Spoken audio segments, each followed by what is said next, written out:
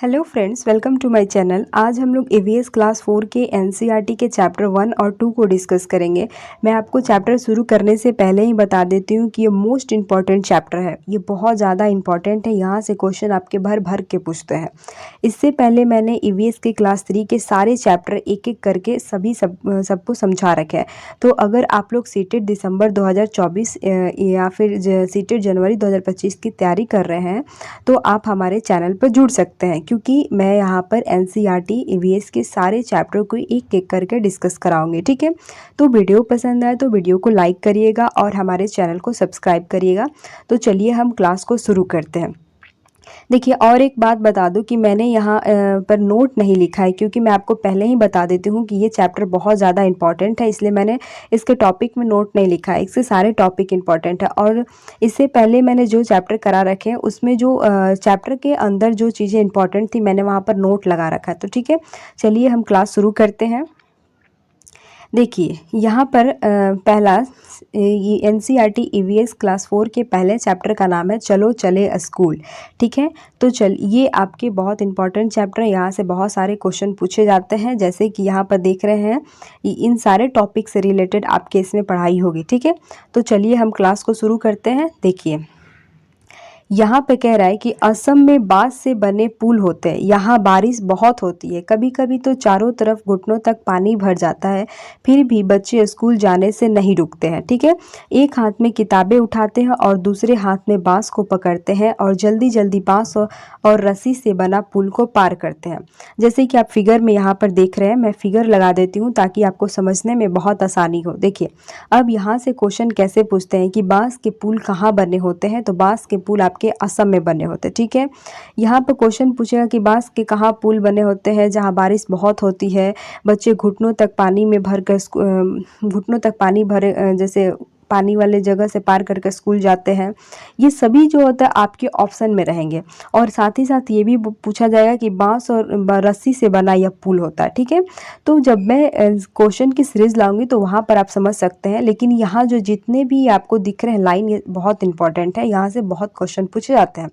तो यहाँ पर देखें कि असम में कैसे पुल बने होते हैं बांस के। मैंने आपको कैसे याद कराया था, असम स आ रहा है, स बांस स, तो सम असम बांस, असम स दोनों में आ रहा है।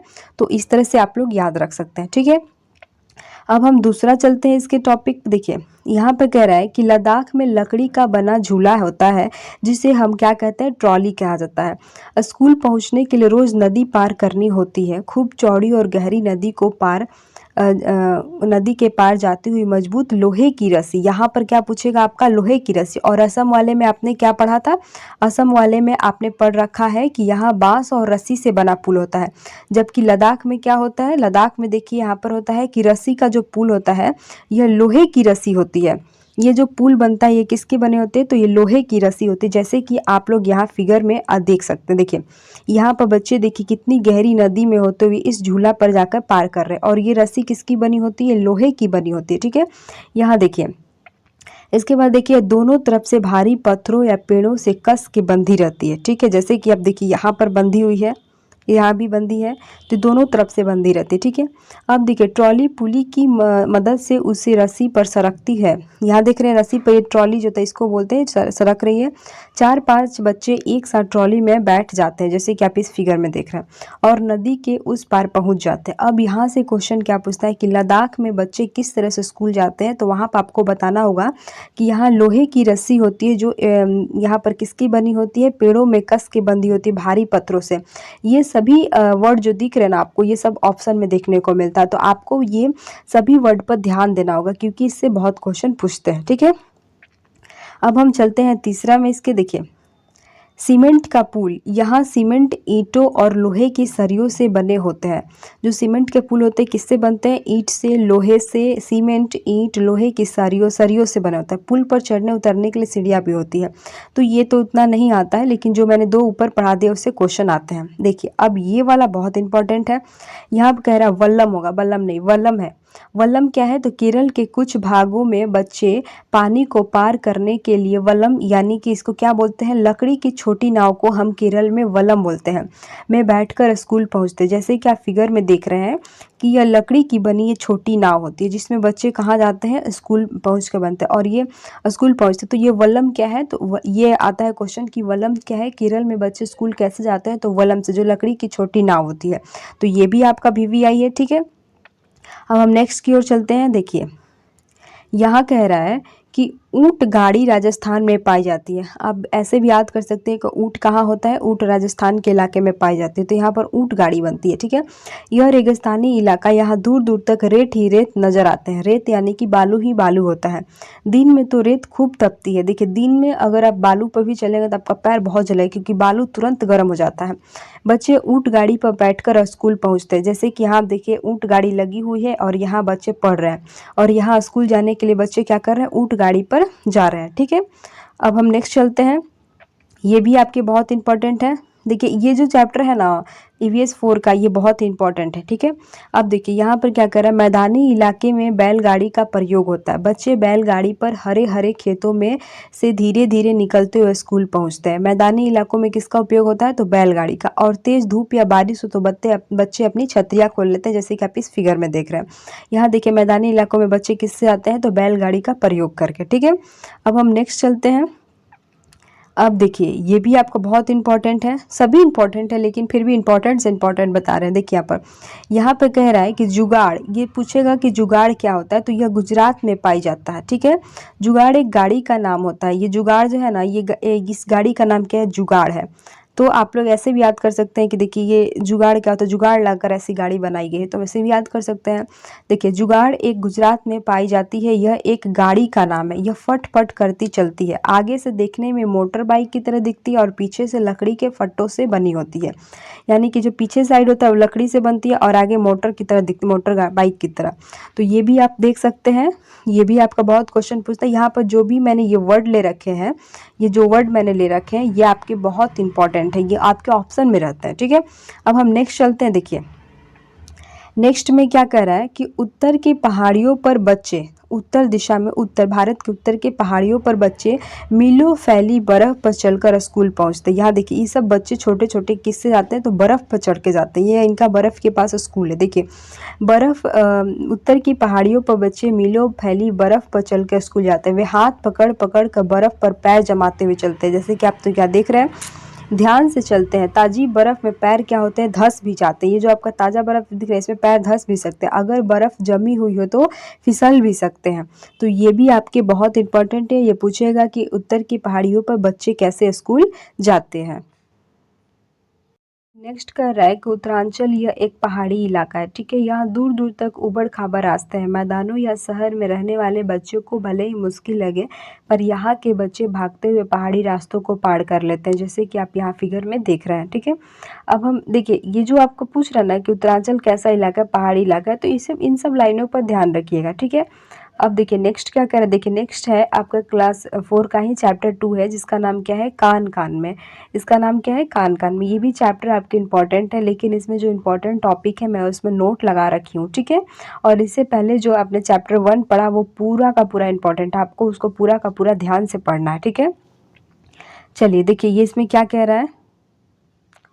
देखिए यहाँ पे कह रहा है कि अलग अलग जानवरों के कान अलग अलग तरह के होते हैं। आपने देखा भी है, कुछ जानवरों के कान बाहर दिखते हैं और कुछ के नहीं। जैसे कि इस पक्षी के देखिए और इस जानवर को देखिए, तो इनके कुछ कान बाहर दिख रहे हैं और कुछ के कान नहीं दिख रहे हैं। तो ठीक है, ऐसा क्यों है? तो यहाँ देखते हैं। देखिए पक्षियों के कान दिखते नहीं है, लेकिन उनके सर के दोनों तरफ छोटे छोटे छेद होते हैं। ये लाइन याद रखिएगा कि उनके सर के दोनों तरफ छोटे छोटे छेद होते हैं, जिसे वो कान होते हैं उनके। यह पंखों से ढके रहते हैं। इन्हीं छेदों की मदद से पक्षी सुनते हैं। देखिए जैसे कि यहाँ मैंने फिगर में दिखा रखा है, यहाँ कान है, इस पक्षी के यहाँ कान है और इस पक्षी का यहाँ कान है, ठीक है। मैंने फिगर लगा रखा है ताकि आप लोग को समझने में आसानी। और यहाँ दिख रहा है ना, पूछता है क्वेश्चन कि पक्षियों के कान कहाँ होते हैं? तो उनके सर के दोनों तरफ होते हैं, ठीक है। देखिए अब नेक्स्ट क्या कह रहा है कि छिपकली के भी छोटे छोटे छेद जैसे कान दिखाई देता है, कि जैसे आप इस फिगर में देख रहे हैं यहाँ पर कि इसके छोटे छोटे छेद दिख रहे हैं ना कान के। देखिए इससे भी ये सुनते हैं, ठीक है। अब हम देखते हैं, देखिए मैंने यहाँ पर नोट लगा रखा है, यानी कि ये क्वेश्चन आपका आया हुआ है। देखिए, जानवरों की खाल पर डिज़ाइन उनके शरीर पर बाल होने के कारण होता है। ये क्वेश्चन पूछता है कि जानवरों के जो खाल पर डिज़ाइन होते हैं वो किसके कारण होते हैं। कभी कभी ऑप्शन में देता है वातावरण के कारण होते हैं, जलवायु के, ये सब उनके बाल के कारण। तो ये हमेशा याद रखिएगा कि उनके शरीर पर जो डिज़ाइन होते हैं ये उनके बाल के कारण होते हैं। ये बार बार आता है, तो ये आप लाइन याद रखिएगा, जैसे कि आप इन सब फिगर में देख रहे हैं। ठीक है, हम अब नेक्स्ट चलते हैं। देखिए मैंने इसमें भी नोट लगा रखा है, ये भी क्वेश्चन आता है। जिन जानवरों के कान बाहर दिखाई देते हैं, जिनके कान बाहर दिखाई देते हैं उनके शरीर पर बाल होते हैं और ये बच्चे देते हैं। तो सपोज आप कैसे याद करेंगे, देखिए हम लोग भी क्या है, एक प्रकार के जानवर है लेकिन उच्च श्रेणी में आते हैं। तो हमारे कान क्या है, हमारे कान भी बाहर है और आप देखें कि हमारे भी शरीर पर बाल होते हैं और हम लोग भी क्या होते हैं, बच्चे को जन्म दे सकते हैं। तो यानी हम लोग मैमल्स हैं। तो उसी प्रकार आप लोग याद रखिएगा, काऊ देखिए जैसे गाय बच्चा देती है, शेर बच्चा देता है, गाय बच्चा देती है, शेर बच्चा देता है, ठीक है, वेल बच्चा देती है। वेल भी एक प्रकार की मैमल है, ये याद रखिएगा, स्तनधारी है। बिल्ली बच्चा देता है, डॉग बच्चा देता है। ये सब मतलब जो इनके कान बाहर होते हैं वो सभी क्या होते हैं, बच्चा देते हैं और उनके शरीर पर क्या होते हैं, बाल होते हैं। ठीक है, ये लाइन याद रखिएगा। इसके बाद देखिए नेक्स्ट क्या कह रहा है कि जिन जानवरों के कान बाहर दिखाई नहीं देते हैं उनके शरीर पर बाल नहीं होते हैं और वे अंडे देते हैं। देखिए हम लोग के कान बाहर होते हैं इसलिए हम लोग का शरीर पर बाल होता है और हम लोग बच्चे को जन्म देते हैं। लेकिन जिन जानवरों के कान बाहर नहीं दिखते हैं तो उनके शरीर पर बाल भी नहीं होता है और वो क्या होते हैं, अंडे देते हैं। ठीक है, तो कौन कौन अंडे देते हैं आप इस फिगर में देख लेंगे। मछली जैसे कि अंडा देती है, कॉकरोच अंडा देता है, फ्रॉग अंडा देता है, स्नैक अंडा देता है। आप लोग यहाँ समझ गए। अब देखिए नेक्स्ट हम लोग देखते हैं। देखिए मैंने यहाँ पर लगा रखा है कि जो जानवर जो अंडे देते हैं, जैसे कि मेढक हो गया, सांप हो गया, छिपकली हो गया, मछली हो गया, चींटी हो गई, बतख, ये सभी अंडे देते हैं। लेकिन जो बच्चे देते हैं वो कौन, हिरन, हाथी, भैंस, बिल्ली, सूअर, बाघ, गाय, ये सभी क्या होते हैं, ये सभी बच्चे देते हैं और इनके शरीर पर बाल होते हैं। ठीक है, और इनके कान भी बाहर होते हैं। यहाँ तक आप समझ गए। अब हम नेक्स्ट देखते हैं। यहाँ देखिए, बहुत साल पहले धरती पर डायनासोर थे लेकिन अब नहीं। यह सिर्फ क्या है, तो फिल्मों में, फोटो में और पुस्तकों में है। जैसे कि आप इस फिगर में देख रहे हैं कि पहले डायनासोर होते थे और देखिए इन सब के क्या होता है, जीवाश्म यानी कि हड्डियां पुराने ज़माने की मिल रही है। तो इससे प्रूफ होता है कि वो लोग जानवर थे यहाँ पर। ठीक है, तो आप लोग ने यहाँ तक देखा। अब हम नेक्स्ट देखते हैं और नेक्स्ट यहाँ तक खत्म हो गया। Thanks for watching. और वीडियो पसंद आए तो वीडियो को लाइक करिएगा, चैनल को सब्सक्राइब करिएगा, क्योंकि आपको इसी तरह क्लास 5 तक के हर एक चैप्टर के वीडियो आते रहेंगे। इसके बाद आपके प्रीवियस ईयर क्वेश्चन आएंगे, फिर आपके पेडागोजी के क्लासेस यहीं पर इसी चैनल पर आपकी शुरू होगी और पेडागोजी की क्लासेस भी इसी तरह वीडियो में आएगी जो आपके एग्ज़ाम में हर बार पूछे जाते हैं।